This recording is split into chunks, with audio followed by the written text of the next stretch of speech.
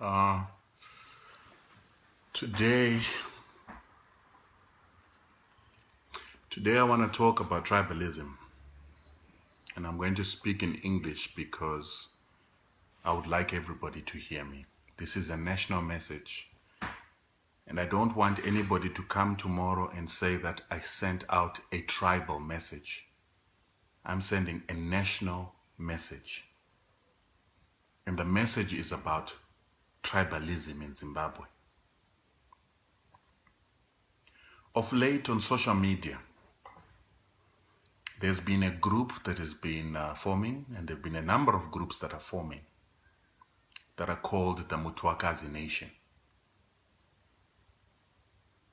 This is a group of people that are looking back into history at the nation of Mthwakazi and the Nguni tribes that made their way from Southern Africa into Zimbabwe, and they called themselves the Mthwakazi Nation. And today there are people that are beginning to speak the rhetoric about wanting to revive the ideology of the Mthwakazi Nation. So the Mthwakazi Nation is basically a belief system that believes in Mthwakazi and the Ndebele people that ran away from the Mthwakazi, where Shaka Zulu was executing certain families, certain groups within the Zulu nation. And the Ndebele people came through with some other Nguni tribes and other people that they picked up along the way. They settled in a place called Magaliesburg in South Africa. They were chased out by Kruger until they came and found themselves in Matebele land in Zimbabwe. And in that settlement, Kwabulawayo, they called themselves the Mthwakazi Nation.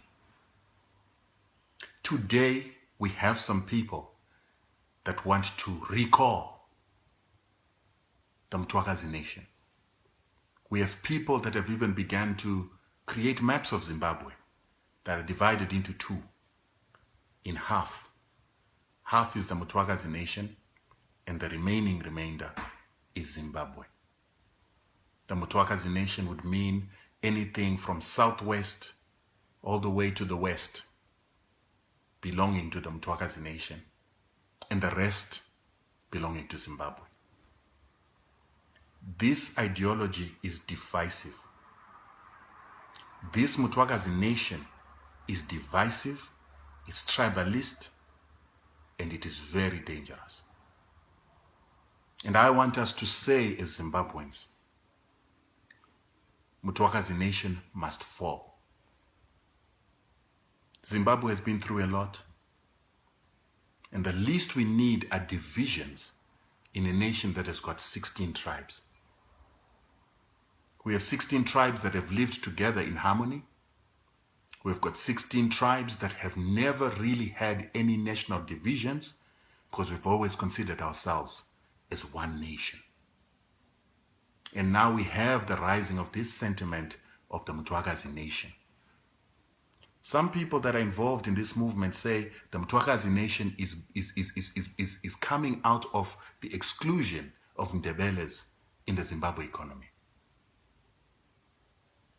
Some of them are saying that there's tribalism in Zimbabwe against the Ndebeles. But I would beg to differ. Mthwakazi Nation does not start now because of tribal issues today, but it starts from the superiority complex that came with the Nguni tribes when they came into Zimbabwe, displaced Zimbabweans, took Zimbabwean land, took Shona land, took cows, and decided to contract with Cecil John Rhodes and sell off the country as if it belonged to the Mthwakazi Nation. These are all things we don't want to remember. These are all injustices that we'd like to forget. And when we were Zimbabwe, before the coming of the white man, when the white man came, we said that all black tribes that existed in Zimbabwe were one.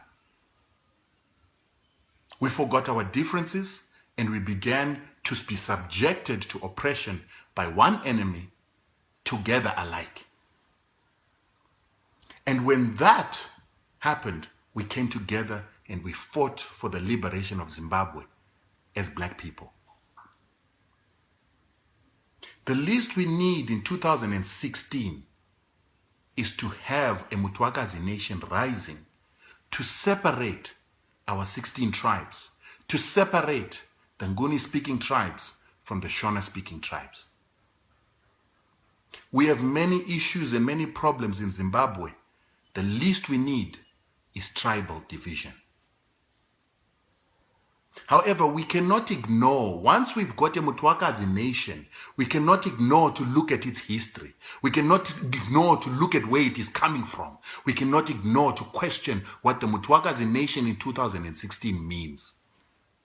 Mthwakazi nation in 2016 is an expressed repudiation of the nation of Zimbabwe by Nguni-speaking tribes and those that believe in the Mthwakazi nation. It is also an evocation of the recognition of lands that were taken by Mthwakazi and those lands to be annexed or to secede from Zimbabwe to this so-called Mthwakazi nation. That then makes us as Shonas remember what happened to our ancestors. It reminds us as Shonas that just like the white man came and took our cows, Ndebeles also came and took our cows, our women, and our land, and they signed off land that did not belong to them to Cecil John Rhodes in the Right Concession. This is what happens when we evoke Mthwakazi. You remind us to look at history. You remind us that we are different. You remind us that Ndebeles and Shonas are two different people, and Ndebeles at some point dominated Shonas. That is what happens when you evoke Mthwakazi. When you make a nation in a nation, you start making us question our unity. And you start making us question who we are in our tribal identities. So for those of you that are Ngunis, for those of you that are Ndebeles, if you want a united Zimbabwe, if you want us to deal with all our problems and issues as a people, you must start to speak out against this Mthwakazi ideology. You need to condemn this Mthwakazi ideology. For if you don't condemn this Mthwakazi ideology, if you continue to go with this ideology that says we're a separate people, you are encouraging the Shonas to also look at you as different. If you've got issues, if you have tribal issues, if you've got problems as a tribe and you feel that there are tribal issues in Zimbabwe, let us sit and let us discuss them. And someone else will challenge you and say, which Zimbabwean is living comfortably in Zimbabwe today? Which Zimbabwean, which region of the country has got any real services with the current economic conditions that are in Zimbabwe today? For you to feel that there's some form of tribal prejudice against you, you need to ask yourself if the country elsewhere is having any preferential treatment. We also have to look at the realities that when Zimbabwe got independent, and even before independence, a lot of Ndebele people were more comfortable getting an education. Once they get their O-levels, they leave to go to South Africa. Some felt that it was their ancestral land. Some felt that there were more opportunities. They went and settled in South Africa. And that caused population growth in Matabele land not to be as great as the population growth in Mashona land. Things like that affect investment. Private businesses will not want to invest in areas like that. So some of the divisions that you see, some of the favoritism that you perceive is sometimes perception or sometimes self-inflicted. When the people that live in Matabele land do not live in Matabele land, but they prefer to live in South Africa, who will want to put up their business in Matabele land? Recently, I was in Bulawayo. The flats that I saw in Bulawayo are dilapidated, falling apart, but they've got owners, those flats. Owners who take rent from people every single month. but those owners do not maintain their buildings. They do not revive their buildings. They do not refurbish their buildings, but they take rent every single month. Whose responsibility is it to develop that real estate? Whose responsibility is it to look after people's yards? Is it the government's responsibility, or is the private owners of those properties, right? These are some of the issues that are causing lack of development in Matabeleland. ZANU and ZAPU came together. There are ZAPU leaders that are sitting in our government. Why would there be a misrepresentation or a lack of representation for Matabeleland needs, yet there are ZAPU officials that are sitting in our government? Who is the vice president of Zimbabwe? And my problem is that some of these tribal issues that we are trying to pretend like they start today, they start, like I said, when the Ndebele people in 1860 came into Zimbabwe. But they didn't only end there. When we were in the bushes, when we started our first and second Chimurenga, Shona people and Ndebele people came together. They formed ZAPU. ZAPU was consistent of Shonas and Ndebeles. But a difference in ideology and some of these tribal issues caused the split of ZAPU and brought up the formation of ZANU. But even when ZANU was created, there were Ndebeles in there. There were Shonas in ZANU. The major ideological difference was that ZAPU wanted to negotiate with Ian Smith, and ZANU created a party that wanted to go to war.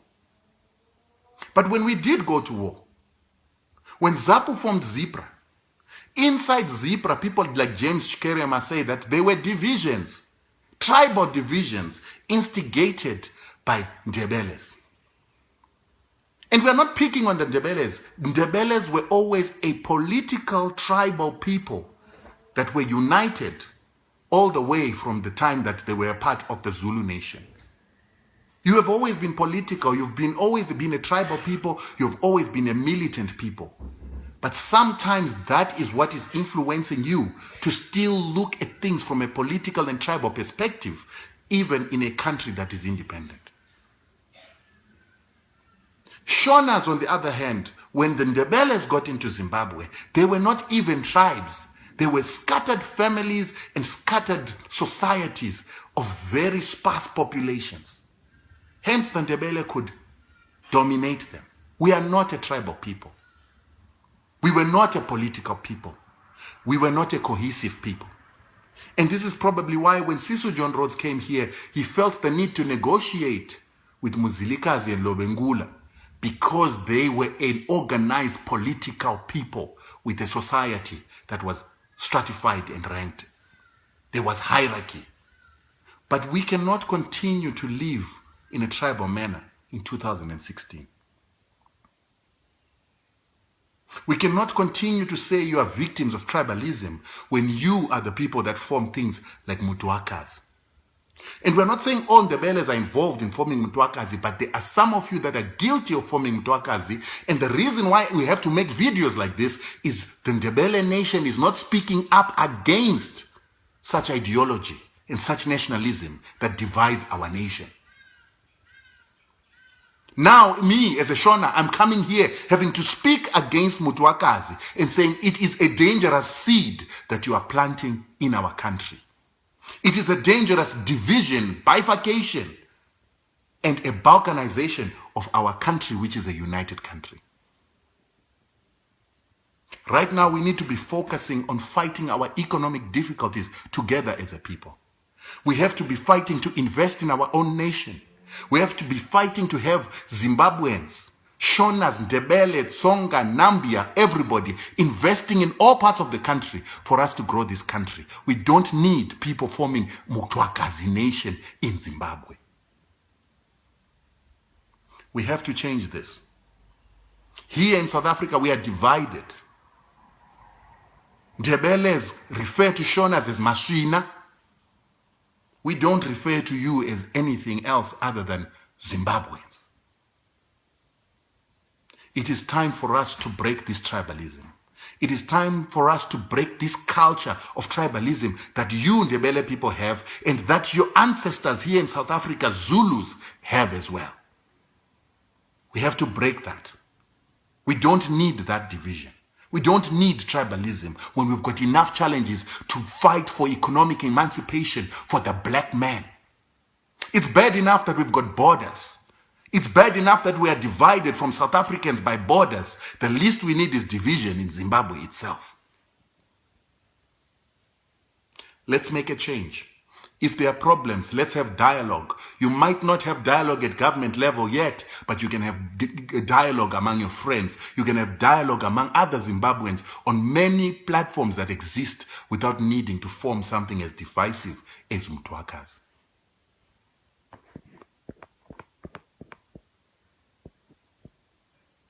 Caesar.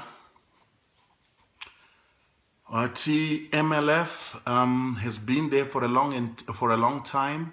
Their leader is Paul Swela. He's in exile. I hear what you're saying, Caesar, but the rhetoric of this group has become louder over the days. I've even heard some divisive conversations where people are saying the Great Zimbabwe ruins were not built by Shonas. Ndebele people are saying that. And the question is, why would we get to that level of divisiveness? Why do we need to get to those level of divisiveness as a nation? Does it really matter who built the Great Zimbabwe? Does it really matter who built Kami ruins? As one nation, can we not look at all that is in Zimbabwe that is good and claim it? Can we also not all be responsible for the consequences and the bad things that are happening in Zimbabwe collectively? Why are we now beginning to hear this is not Shona, that is not Ndebele, that level of divisiveness? And why are we seeing these groups that are not necessarily having a political ideology, but they're having a tribal ideology?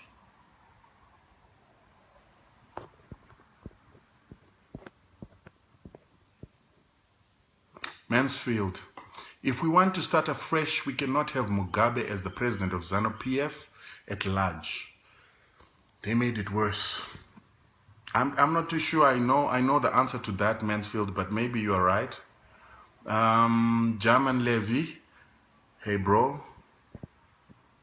German Levy, Nas Makarova Pachi Ganas. Pele Fortunes, it's a matter of time. Mthwakazi is real. Whether you preach or what, Ndebele and their sister tribes will be free one day. Peli, I hope you're right. I hope you're right that it means freedom for the Ndebele people. But one thing I want you to ask yourself is that if you form Mthwakazi and you start to talk about freedom, you start to talk about taking a portion of our country and making it Ndebele, what is going to be the reaction to that action? Every action has an opposite and equal reaction. So what's going to be the reaction from the Shonas to such a move? What is going to be the reaction to the nation to such division? Gareth, if they've refurbished the apartments, they would have to raise the rent. No brainer. Yes, they would have to raise the rent, but remember that the property value goes up. It goes up on their balance sheet, so it doesn't always have to equate to raising the rent. You can refurbish an establishment that has already been paid off and not necessarily raise the rent, but you have raised your value so that when you sell that property, you're able to get something in return. But if you are refurbishing, and if there was systematic refurbishing of apartments in Bulawayo or Harare, would that not create more jobs for construction companies? And would that creation of jobs in construction not also cascade to other industries, thereby raising the standard of living, raising the salaries, and then therefore allowing those high rentals to be sustainable? But do you then advocate that because you can't raise the rent, you allow these flats to dilapidate to the extent that some of them might not even last another 15 years? And I hate to sound personal, but from your name, you sound white. I thought white people understood property maintenance much better than us Africans, because this is not our culture. In England, there are buildings that are 300 years old. How have you been able to maintain those if you were not refurbishing them? Raymond, those who talk of Mthwakazi are extremists. But to move forward, the provincial names should be changed. The ones in place now have tribal underlying. You're right. I agree with you. Mansfield, what the fuck is Mthwakazi? Come on, bro. I think you should Google what Mthwakazi is. Vincent Mau, Bulawayo was systematically deindustrialized and the Ndebele were frustrated. John Como was used to frustrate Ndebele Zambezi water project. We need the truth and reconciliation. Who is supposed to invest in industry in an area? So in this case, in Bulawayo, whose responsibility is it to invest in Bulawayo to develop it? Who creates industry? Is it government? Or is it investors and private citizens who put in their money? What is the reason that private citizens don't want to put money in Bulawayo? What is the reason why businesses don't want to open in Bulawayo? What was the reason for the deindustrialization? Sieza, Mthwakazi is a traditional name for the Proto-Ndebele and Ndebele kingdom that existed until the end of the 19th century within the area of today's Zimbabwe. Mthwakazi widely used to refer to the inhabitants of Matebele land. Sieza, you've just basically taken that from Google. Mansfield, what is the use of Mthwakazi anyway? I don't support the idea of Mthwakazi. Tarwin, do you think we need to put aside our differences and realize we only got one enemy, which is the global white supremacy? Yes, I believe we should be fighting white supremacy. As black people, we are one. We are under the same influence of subjugation. We are under the same impact of white superiority. We are all impoverished in the same way. The least we need to do is to divide ourselves. There is enough land for everybody that lives in Zimbabwe. There are enough resources for everybody that lives in Zimbabwe. We do not need to be fighting to have our country for certain people.